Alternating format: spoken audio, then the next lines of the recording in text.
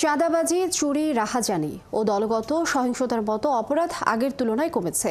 এসব অপরাধ বন্ধে কয়েকটি হটস্পট চিহ্নিত করেছে সেনাবাহিনী, যা নজরদারিতে রাখা হয়েছে। দুপুরে এক সংবাদ সম্মেলনে এ তথ্য জানান সেনা সদরের সামরিক অপারেশন পরিদপ্তরের কর্নেল শফিকুল ইসলাম। আইন শৃঙ্খলা পরিস্থিতির উন্নয়নে সেনাবাহিনী সরকারের নির্দেশ মতো কাজ করছে বলেও জানান তিনি। আরও জানাচ্ছেন মোহন ইসলাম। এলাকার নিরাপত্তা বিধান করার দায়িত্ব সার্বক্ষণিক। দেশের আইন শৃঙ্খলা পরিস্থিতি নিয়ন্ত্রণ ও অপরাধ দমনে বাংলাদেশ সেনাবাহিনীর সাম্প্রতিক কার্যক্রম তুলে ধরতে সেনানিবাসে এই সংবাদ সম্মেলনের আয়োজন করা হয়। গেল 28 ডিসেম্বর থেকে 16 ফেব্রুয়ারি পর্যন্ত 50 দিনের কার্যক্রম তুলে ধরা হয় সংবাদ সম্মেলনে। দেশের বিরাজমান পরিস্থিতিতে বাংলাদেশ সেনাবাহিনী দেশের সার্বভৌমত্ব রক্ষা, দেশের জনগণের জানমাল ও রাষ্ট্রীয় গুরুত্বপূর্ণ সম্পদ ও স্থাপনার নিরাপত্তা প্রদান সহ সার্বিক পরিস্থিতি স্থিতিশীল রাখতে নিরলসভাবে কাজ করে যাচ্ছে। চুরি, ডাকাতি ও রাহাজানির মতো অপরাধ কমছে।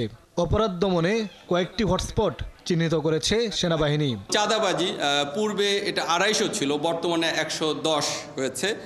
চুরির ঘটনা এর আগে আমরা অন অ্যান অ্যাভারেজ 850-এর মতো হতো, এখন এটা 600-র নিচে নেমে এসছে। এবং হত্যা আগে 350-এর মতো ছিল, এখন এটা 120-এ এসছে।